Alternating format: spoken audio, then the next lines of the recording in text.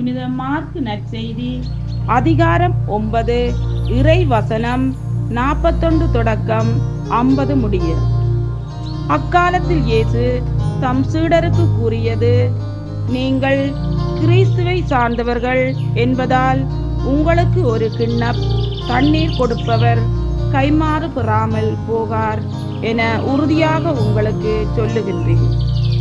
என் மீது நம்பிக்கை கொண்டுள்ள சிறியோருள் எவரையாவது பாவத்தில் விழச் செய்வோருடைய கழுத்தில் ஓர் எந்திரக் கல்லை கட்டி கடலில் தள்ளி விடுவதே அவர்களுக்கு நல்லது. உங்கள் கை உங்களை பாவத்தில் விழச் செய்தால் அதை வெட்டி விடுங்கள். நீங்கள் இரு கையுடையவராய் அணையாத நெருப்புள்ள நரகத்துக்குள் தள்ளப்படுவதை விட கை ஊனமுற்றவராய் நிலை வாழ்வில் புகுவது உங்களுக்கு நல்லது. உங்கள் கால் உங்களை பாவத்தில் விழச் செய்தால் அதை வெட்டி விடுங்கள். நீங்கள் இரு காலுடையவராய் நரகத்தில் தள்ளப்படுவதை விட கால் ஊனமுற்றவராய் வாழ்வில் புகுவது உங்களுக்கு நல்லது.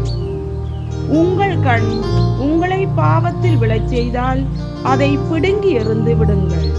நீங்கள் இரு கண்ணுடையவராய் நரகத்தில் தள்ளப்படுவதை விட ஒற்றை கண்ணராய் இறையாட்சிக்குள் உட்படுவது உங்களுக்கு நல்லது. நரகத்திலோ அவர்களை தின்னும் புழு சாகாது, நெருப்பு அவியாது. ஏனெனில் பலிப்பொருள் உப்பால் தூய்மையாக்கப்படுவது போல் ஒவ்வொருவரும் நெருப்பால் தூய்மையாக்கப்படுவர். உப்பு நல்லது, ஆனால் அது உவர் பெற்று போனால் எதை கொண்டு அதை உவர்ப்புள்ளதாக்குவீர்கள்?